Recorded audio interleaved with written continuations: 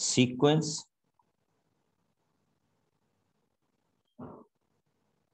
and series. Okay तो आपने देखा होगा बच्चे कि इन द लास्ट पार्ट जो हमने क्वेश्चन में किया था, तो थोड़ा सा हम यहां से शुरू किया था हमने कि in AP we have first term which is a common difference d, and d can be denoted with an minus 1, means to say two terms का डिफरेंस. ओके देन हमने इसके बाद ये डिफाइन किया था व्हाट इज an. तो an में हमने ये डिफाइन किया था nth term.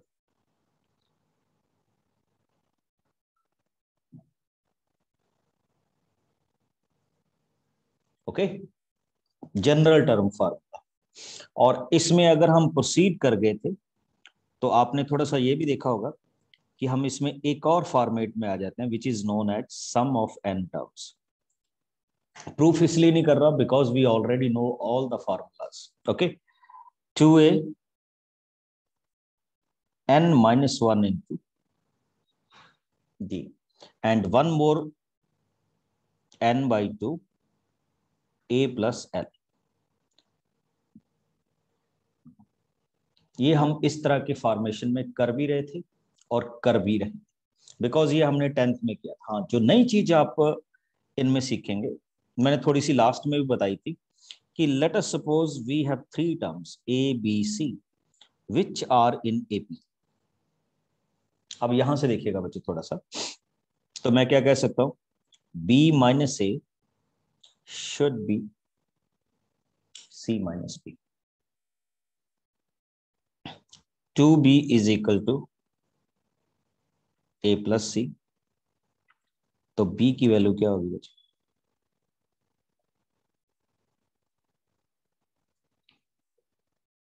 a plus c by 2. और एक चीज इंटरेस्टिंग ये बता रहा हूं कि this b is called arithmetic mean. क्या डिफाइन करते हैं बच्चे इसको? अर्थमेटिक मीन के नाम से क्या करते हैं जानते हैं, जो हमारे पास इस b की वैल्यू आ रही है. याद रखिएगा इस पे भी हम बात करेंगे. What do we mean by arithmetic mean, how we can treat this kind of structure जहां पे अर्थमेटिक मीन की वैल्यूज के बारे में हमसे कुछ पूछा जाएगा. But before I proceed to this one, तो हम कुछ क्वेश्चंस बच्चे ऐसे कर रहे हैं जिसमें हम डील करेंगे आपके एडिशन को और किसको, टर्म्स को. जैसे लास्ट में अगर आपने देखा होगा तो हमने कुछ क्वेश्चंस ऐसे डील किए थे where we sum up addition as well as term formation of the questions. तो लीजिए देखिए इसी तरह के questions in terms of AP. फिर हम प्रोसीड करेंगे थोड़ा सा इसके एक्सटर्नल या कुछ और पार्ट्स. चेकआउट. एक क्वेश्चन आया बच्चे मेरे पास. ही सेड, सिंपल से क्वेश्चन ले रहा हूं, आप भी मेरे साथ सॉल्व कर सकते हैं, कोई ज्यादा डिफिकल्ट क्वेश्चन नहीं होंगे. 25th term of an AP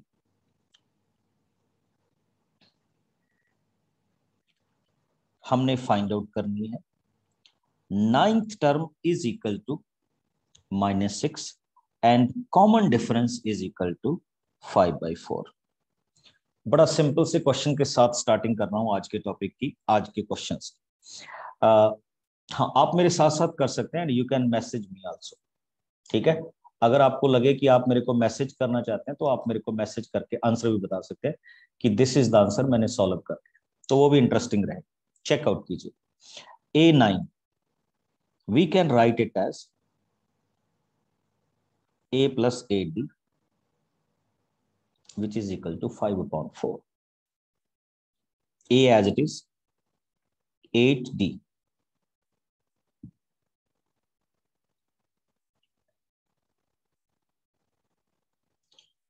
Try to find out. Very good, Mehak. Try to find out the value of a. मैंने छोटा सा इसलिए यहां पे छोड़ दिया. अब we know that very well 25th term is a plus 24b. और आप उसके बाद जानते हैं क्या होने वाला है. मैसेज आने दीजिए बच्चे. Very good. मैं चेक कर पा रहा हूं मेरे पास 5 डिफरेंट टाइप के आंसर आ चुके हैं. बट मेरा मानना है कि आपके इस क्वेश्चन का आंसर क्या होगा, 14 होगा अगर आप सही कर रहे हैं. चेक कर लीजिए.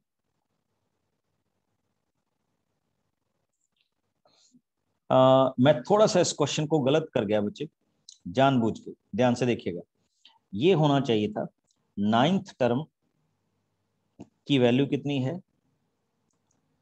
-6. ओके, तो यहां पे होगा a plus 5/4 -6.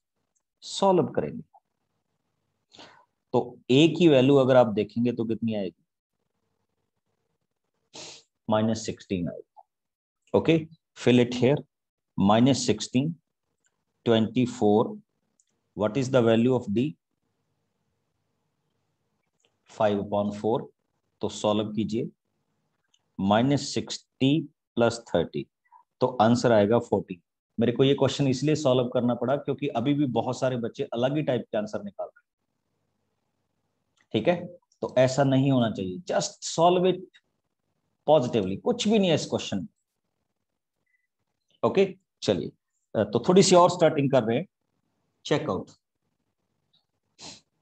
Question is quite interesting. He said A1, A2 and A3, these are the terms of AP.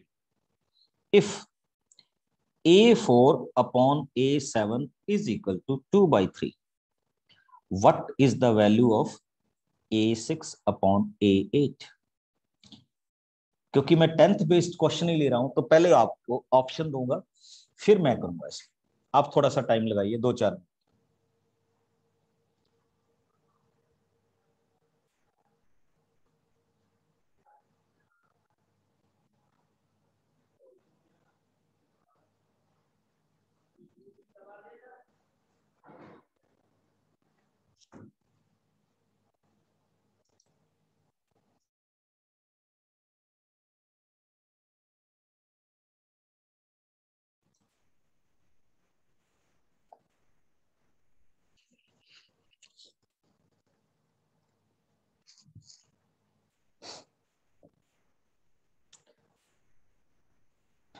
Very good.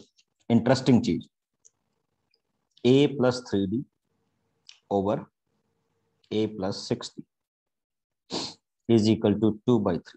Cross multiply कर लीजिए बच्चे. तो you will gate 3a + 9d is equal to 2a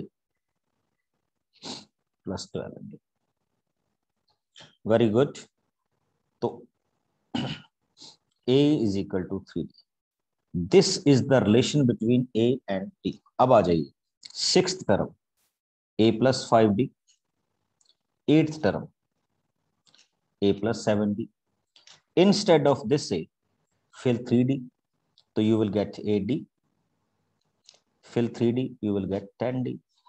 So ultimately you will get 4/5. Very good. 5-6 candidate ने इसका answer दिया. That's great. तो ये भी हमारे पास एक क्या है, फॉर्मेशन है जो हम इस तरह के क्वेश्चंस को क्या करने में लगा रहे हैं, डिफाइन करने में लगा रहे हैं. थोड़ा सा आगे मूव करते हैं बच्चे. ये बड़े मैं सिंपल से क्वेश्चन ले रहा हूं और मैंने आपको बोल भी दिया कि ये कोई ज्यादा डिफिकल्ट मोड के क्वेश्चंस नहीं है. That's why we are calling it algebra. ये हमारे पास सिंपल अलजेब्रा की क्या है, वैल्यूज है. अब आइए थोड़े से क्वेश्चन और टाइप में. एक क्वेश्चन आपको दिया जाता है बच्चे, total AP based. He said 2 + 7 + 12 + 70 up to x, this is equal to 156. What is the value of x? आप सब लोग जानते हैं कि how we can find out the x. X is the last term here. But before we start the questions, we know that a is equal to 2, d is equal to 5, and sum of n terms is equal to 156. आप देख सकते हैं ये आपकी कौन सी term होगी, nth term होगी. तो first of all we can apply the formula of summation. Sn, which is known as n by 2, 2a, n minus 1 into d. Please fill the values of summation 156 n by 2. देखिए अभी तक आप ये नहीं जानते कि what how many terms are there. हमें सिर्फ इतना पता है कि n number of terms are there, and here is 2a. 2a means 4, n minus 1, और d की वैल्यू कितनी आ रही है बच्चे, 5. अब यहां से आपका क्वेश्चन क्या हो रहा है बच्चे, शुरू हो रहा है. It will be a quadratic. जब आप इसको सॉल्व करेंगे तो मैं यहां पे थोड़ी सी एनर्जी अपने बचाऊंगा. You will find the value of n, और जैसे ही आप n की वैल्यू फाइंड आउट करेंगे तो मेरा ये मानना है कि n can never be a negative quantity है, क्योंकि काउंटिंग है. n can never be a fraction quantity है. n be only a natural number. तो अगर आप इसको सॉल्व कर रहे होंगे तो ultimately what you will get, n is equal to 8. तो मीन्स टू से कि ये जो आपका x है ये कौन सी टर्म है, this is 8th number term. और हमें पता है बच्चे how we can find out the 8th number term.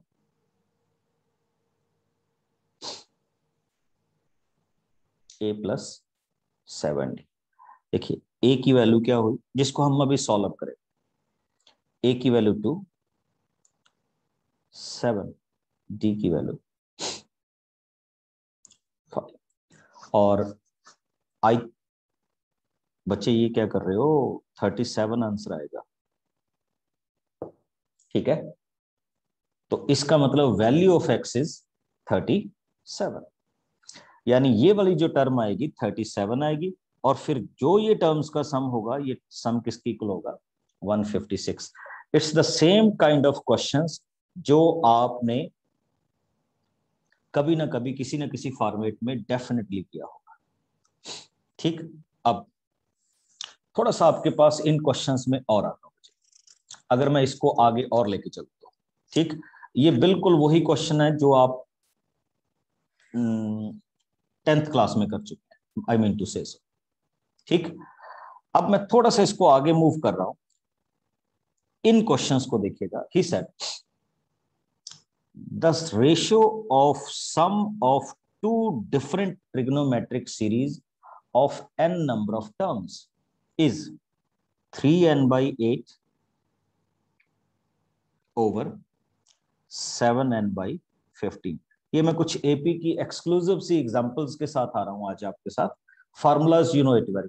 What he said to me, he said the ratio of sum of n terms of two APs is equal to this one. What is the ratio of their 12th term? चलिए देखिए, first AP कुछ और है, second AP कुछ और है, but we are finding the sum of n terms. तो कैसे करें, चेक कीजिए. sum of n terms of any AP, 2a1 n minus 1 d1, n by 2, 2a2 n minus 1 d2 is equal to 3n plus 8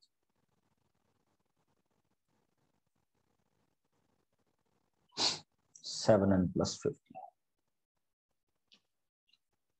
क्या होगा बच्चे, आप ऐसे होगा n by 2 cancelled. Okay, take this 2 as common. जब आप इस 2 को कॉमन करेंगे तो you are left with a1 n minus 1 divided by 2 d1. Take 2 common from the lower part, you will get a2 plus n minus 1 divided by 2 d2. Here is 3n plus 8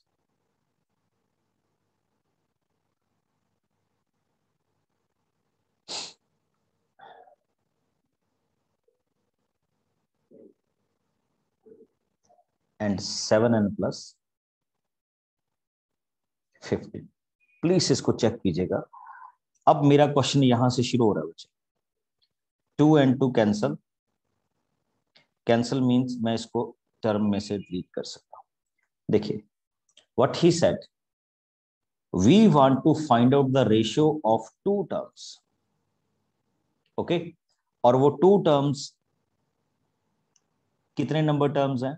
12 नंबर. आप सब जानते हैं for 12 number term I need 11 here, and for 12 number term I need 11 here. Okay, now what do we mean by this? So I can replace n minus 1 divided by 2 with 11. I can find out the value of n as 23. Now what is my point? Put up the value of n is equal to 23 in this whole process. Okay, अब जब आप इसमें n is equal to 3 की value यहां इसमें put up करेंगे तो what you will gate? a1 11 d1 a2 11 d2. Come on to this point. 3 times 23 plus 8, 7 times 23 plus 15. Solve कर लीजिए बच्चों. आपके पास ये वैल्यूज आ रही हैं 77 अपॉन 176. थोड़ा सा और रेशियो में आ जाएगा. Very good. तो you will get 7 upon 16. This is the way we can find out the ratio of two arithmetic progressions whose ratio of whose sum is given to us. और अब हम उससे कहां पे मूव कर रहे हैं? टर्म्स में मूव कर रहे हैं. हर एक में ये चीज पॉसिबल नहीं होगी, बट किसी किसी में चीज ये क्या हो सकती है? पॉसिबल हो सकती है जब हम इन क्वेश्चंस को ड्राइव करें. एक चीज और आप नोट कीजिएगा, आपके काम आएगा. वैसे 10th में भी आपने किया होगा. When I said 3 terms of an AP, term number 4, term number 5 and term number 6. When I said so, तो that I mean to say कि 4th नंबर टर्म को मैं क्या रिप्रेजेंट करूंगा? a plus 3d. 5th number को क्या represent करूंगा? a plus 4d. 6th number को मैं क्या रिप्रेजेंट करूंगा? a plus 5d. That means to say कि जब भी आपको कोई पर्टिकुलर टर्म दी जाएगी तो आप उसको इसी तरह से लिखेंगे. If it is given to you कि आप 10th टर्म को डील कर रहे हैं तो आप उसको किस तरह से डिनोट करेंगे? a plus 90. अगर कोई आपको कहे 20th टर्म को डिनोट करना है तो you will denote it with a plus 90. But बच्चे आपकी बुक में या आपके पास कुछ ऐसे भी क्वेश्चंस होते हैं जब वो आपको कहता है कि let the 3 terms of AP, बस, और आपको उसकी पर्टिकुलरिटी नहीं गिवन होती. पर्टिकुलरिटी का मतलब आपको ये नहीं गिवन होता कि these 3 terms are 4th 5th 6th 9th 10th 12th 11 और 20 21 और 22. इस तरह का कुछ भी आपको गिवन नहीं होता. जस्ट ये गिवन होता है कि let the 3 terms of AP this one. तो आपने क्या करना है, प्लीज इसको नोट कर लीजिएगा. वैसे ये 10th में भी करवाते हैं टीचर कि let the 3 terms be a minus d, a and a plus d. बड़े सोफिस्टिकेटेड तरीके से इसको डिजाइन किया गया. और क्यों किया गया? देखिए, difference of this and this is the, difference of this and this is the. तो ये किन टर्म्स के लिए यूज होगा? whenever it is given to you that you have 3 terms of an AP without telling which term that is. Now come on to the next phase. If we ask you 4 terms of AP, तो आप क्या लिखेंगे?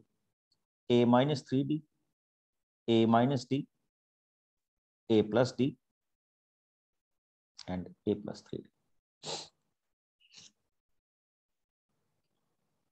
समझ गए? तो ये आपके पास कितनी टर्म्स होंगी? 4 टर्म्स होंगी। चेक कर लीजिए। अच्छा, इसमें थोड़ा सा देखिएगा, the difference between these two, 2d and 2d है तो एपी ना। हाँ, इफ समबडी आस्क यू कि नहीं मेरे को तो 5 टर्म चाहिए, तो बच्चे आपको एक काम करना होगा, जस्ट 3 के इस साइड में a प्लस 2d और a माइनस 2d प्लेस कर दीजिए, you will gate 5 terms. If somebody ask you हमें 7 टर्म चाहिए, तो जस्ट यहाँ पे क्या प्लेस करो, a plus 3d and a minus 3d। अब आगे तो समझ ही गए होंगे क्या होगा। Now if instead of 4 he said कि हमें 6 टर्म चाहिए, तो what I can do, a plus 5d, यहाँ 2 का डिफरेंस है, a माइनस 5d, 6 टर्म्स होगी। सिमिलरली इसमें 8, 10, 12 हो जाएंगी। मैं क्या कह रहा हूं बच्चे, ये किस तरह की टर्म्स हैं, when it is given to you 3 terms of an AP, just that, 4 terms of an AP, just that, 5 terms of an AP, just that. Okay, जैसे मैं एक क्वेश्चन सॉल्व कर रहा हूं बच्चे, आप भी मेरे साथ करेंगे।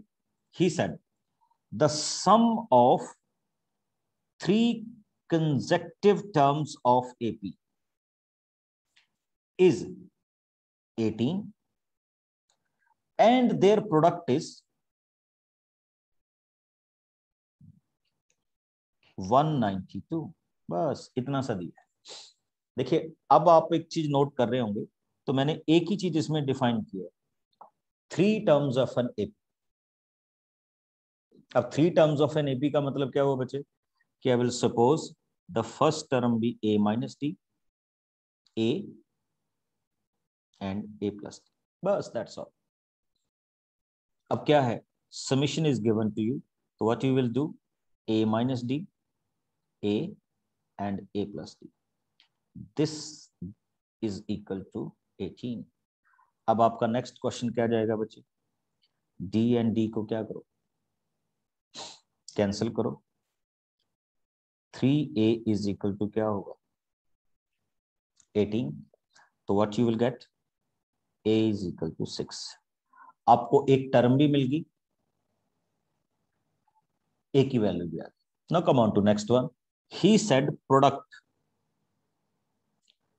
Of these 3 is equal to 192। तो आप क्या करेंगे, same reference, a square minus d square into a is equal to 192. Put the values of a and d. 36 minus d square into 6 is equal to 192. Solve कीजिए जरा। एक गलती नहीं करनी, बहुत बच्चे कर जाते हैं।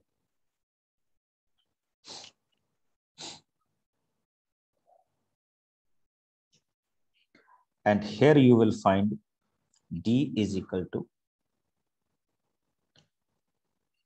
plus minus 2। अब आइएगा, अगर आपका ये क्वेश्चन हो चुका है बच्चे, तो my point is here, you will get a and d. Your terms are a minus d, a and a plus d. I can take d as 2, positive 2.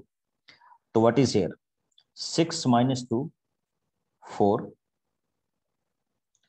6 and 6 plus 2, 8. That means your 3 terms are 4, 6 and 8. But ऐसा कुछ नहीं, you will also take minus 2. तो अगर आप यहाँ पे minus 2 लेंगे, तो you will get 8, 6 and 4. देखिए, टर्म्स का पैटर्न चेंज हो गया, but terms remains the same, क्योंकि हमें तो ऐसा कुछ कहा ही नहीं गया कि फर्स्ट कौन है, सेकंड कौन है, थर्ड कौन है। तो आप इसमें 4, 6, 8 के साथ भी जा सकते हैं कि let the 3 terms of this, आप इसमें 8, 6 और 4 के साथ भी जा सकते हैं कि this is the way we can solve. And I think जब आपके पास कुछ ऐसा पैटर्न आएगा, तो आप इस तरह के क्वेश्चंस में क्या करेंगे, आगे मूव ऑन करेंगे। ओके, इनको हम किस नाम से जानते हैं बच्चे?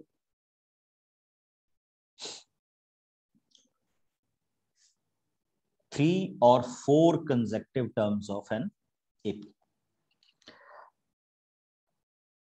एपी का एक और कॉन्सेप्ट आता है, मैंने थोड़ा सा आपको पहले भी बताया था बच्चे, that is called arithmetic mean.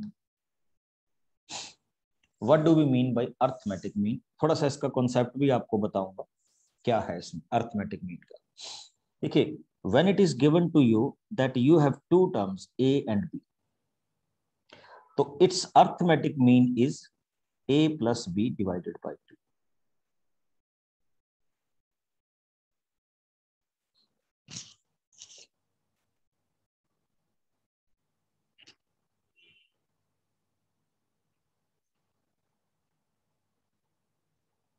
Okay, यानी sum of two terms divided by 2, इसको क्या डिफाइन करते हैं?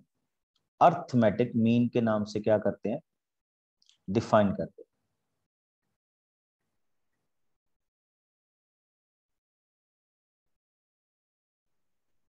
ओके, कैसे? एक छोटी सी चीज देखिएगा जो अभी आपके साथ सॉल्व कर रहा हूं।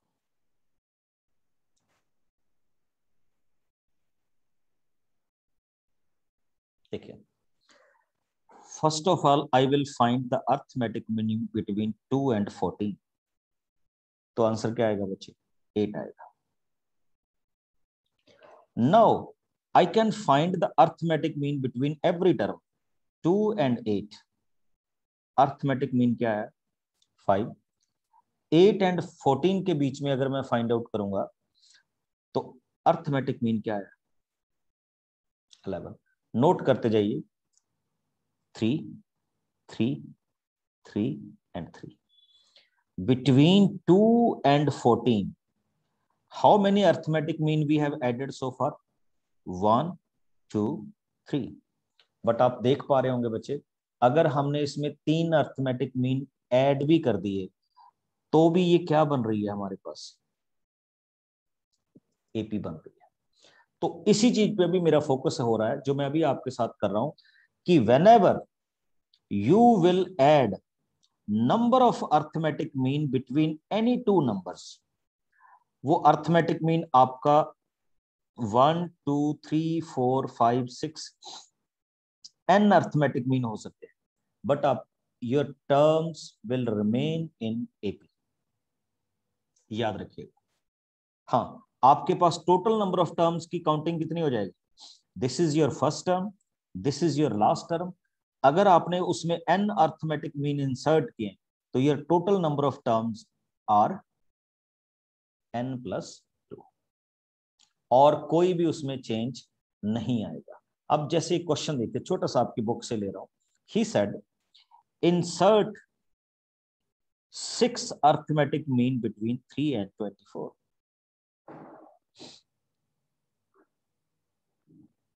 हमने 3 और 24 के बीच में क्या करने हैं?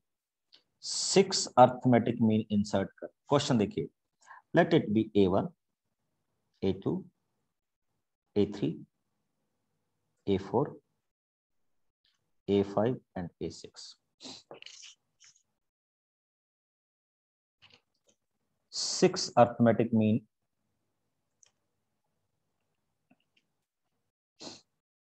ठीक।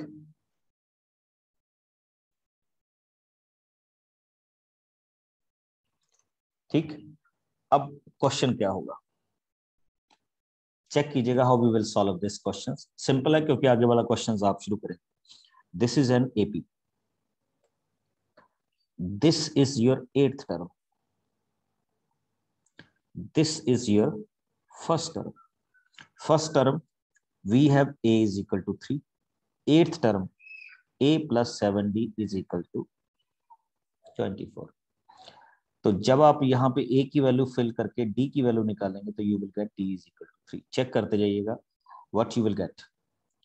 3 plus 3, a1 is 6, 6 plus 3 9, 12 15 18 21। These are the values of arithmetic mean. अच्छा, अगर वो आपको ये कह देता कि only find out the values of fourth arithmetic mean, four arithmetic means to say fifth term, तो फिफ्थ टर्म का फॉर्मूला क्या होता है, a plus 4b, बस just that. If he said find out the sixth arithmetic mean, तो that means वो sequence में कितने नंबर टर्म हुई, सेवंथ नंबर टर्म हुई, तो आपने सेवंथ नंबर टर्म का फॉर्मूला लगा के उसमें वैल्यूज को क्या कर देना है, ऐड कर देना। अच्छा, कई बार ये वैल्यूज बड़ी इजीली आ जाती हैं, कई बार ये बड़ी टफ भी आती है। ठीक, जैसे एक क्वेश्चन देखिएगा कि here is two terms 5 and -7, what you have to done, add 10 arithmetic mean. चलिए जल्दी से मेरे को वैल्यू दीजिए, what is the value of D here. आपने 10 अर्थमेटिक मीन ऐड करने हैं बिटवीन 5 and -17।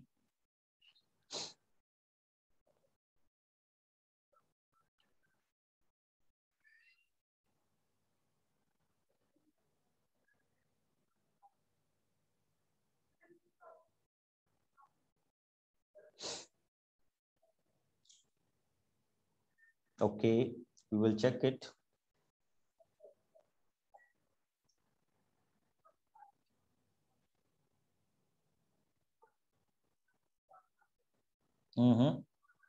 चेक करो, डी कोई इंटीजर ही आएगा, फ्रैक्शन नहीं आएगा।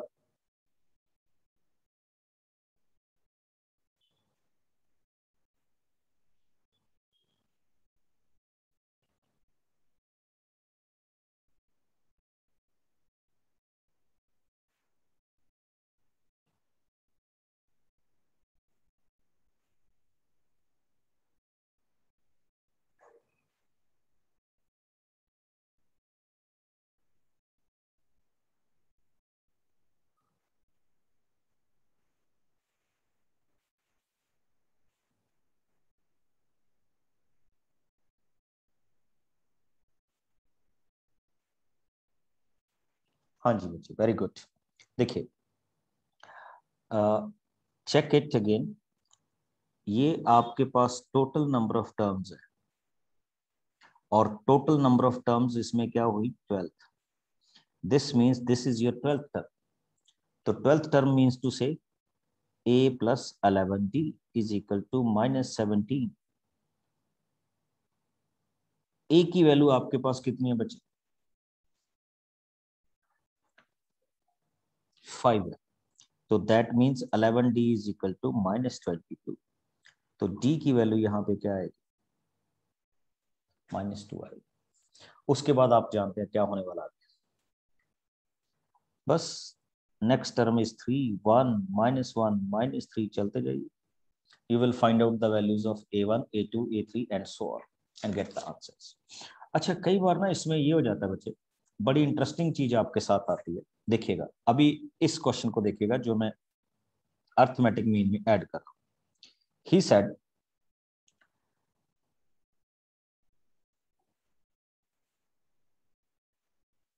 द रेशियो ऑफ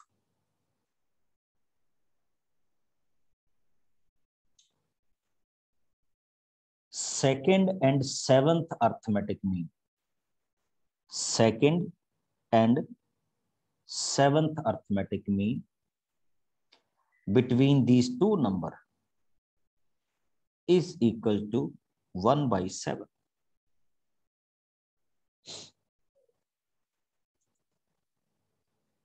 ठीक, when we want to add an arithmetic mean, that means हम इसमें कितने n arithmetic mean डाल रहे हैं, n arithmetic mean डाल रहे हैं। now we want to show we want to find what is the value of n here। पहले बच्चे ध्यान से क्वेश्चन को समझ लीजिएगा, आपने 7 and 65 के बीच में n अर्थमेटिक मीन इंसर्ट किए, उस n में हमें ये कहा गया कि सेकंड अर्थमेटिक मीन एंड, मैं इसको थोड़ा सा और आगे ले जाता हूं, सेवंथ अर्थमेटिक मीन, इन दोनों की वैल्यूज प्लीज नोट कीजिएगा, यहां -7, इन दोनों की वैल्यू की जो रेशियो है वो 1 by क्या है, 7। What is the value of n, question शुरू होता है। पहले तो देखिए A2 मींस ये कितने नंबर टर्म है, first, second and third. Third term का फार्मूला क्या होता है बच्चे, A+2D। ओके, दूसरा ये seventh arithmetic mean, means to से 1 2 3 4 5 6 7 and 8, this is your eighth term. और एट्थ टर्म का फॉर्मूला आता है बच्चे A+7D। और इनकी रेशियो को हम किस नाम से जान रहे हैं, 1/7। It is given to us. A की वैल्यू भी आपको गिवन है, ए की वैल्यू थी -7, put it here, -7 + 2D, -7 + 2D is equal to 1/7। ज्यादा टाइम नहीं लगाऊंगा, क्रॉस मल्टीप्लाई कीजिए and you will get the values of D. जैसे ही आप क्रॉस मल्टीप्लाई करेंगे आपके पास डी की वैल्यू आ जाएगी बच्चे, विच इज इक्वल टू 6। अभी हम शुरू कर रहे हैं, नोट कीजिएगा। अच्छा, कोई मेरे को ये बताएगा बच्चे 65 कितने नंबर टर्म होगी अगर आपने उसके बीच में n अर्थमेटिक मीन ऐड किया।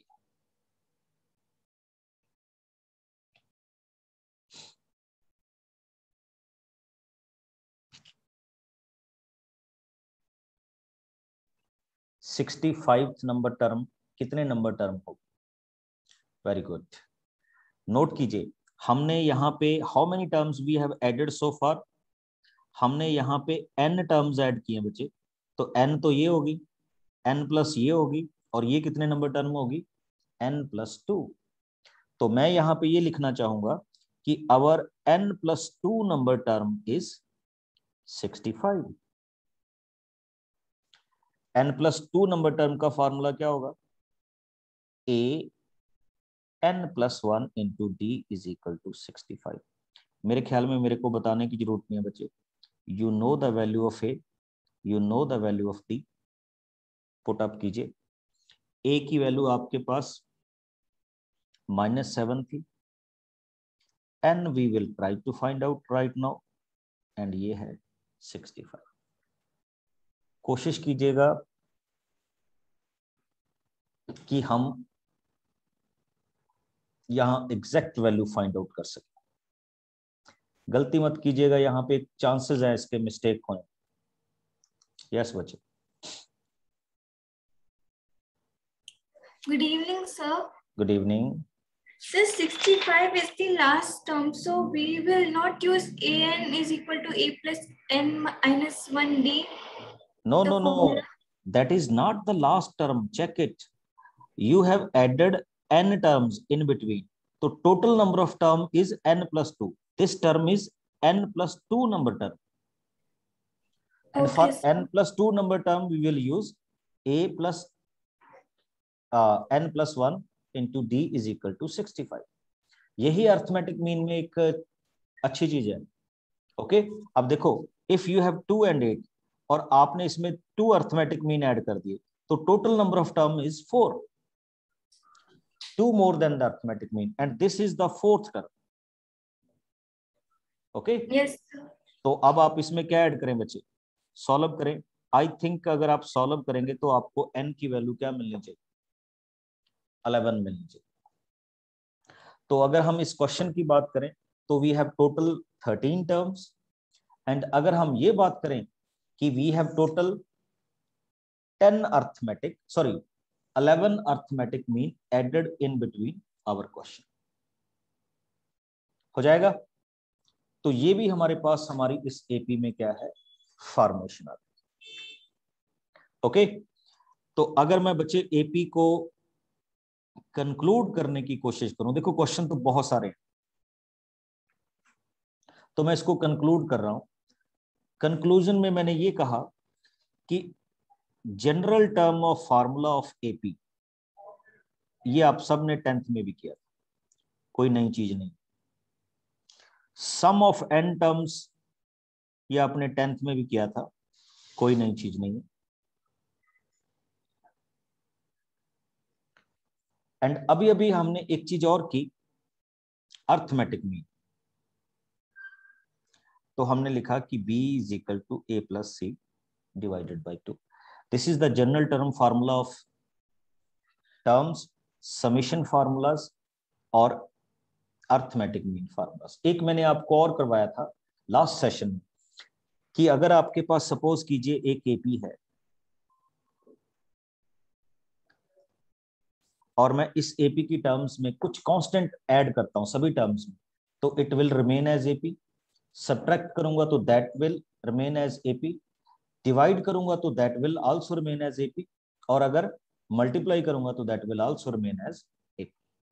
तो ये आपके पास कुछ बेसिक्स फार्मूला थे, किसके?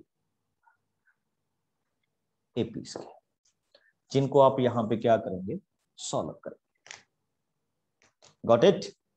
और आपको एक असाइनमेंट भेजूंगा बच्चे रिलेटेड टू एपी। अब क्योंकि एपी के मैंने कॉन्सेप्ट क्लियर कर दिए हैं, तो अब आप उस एपी के क्वेश्चंस को क्या करेंगे? सॉल्व करेंगे। एमसीक्यू की फॉर्म में नहीं, लेंथी फॉर्म में करेंगे। एमसीक्यू तो अपने आप ही उसमें बन जाए। ओके?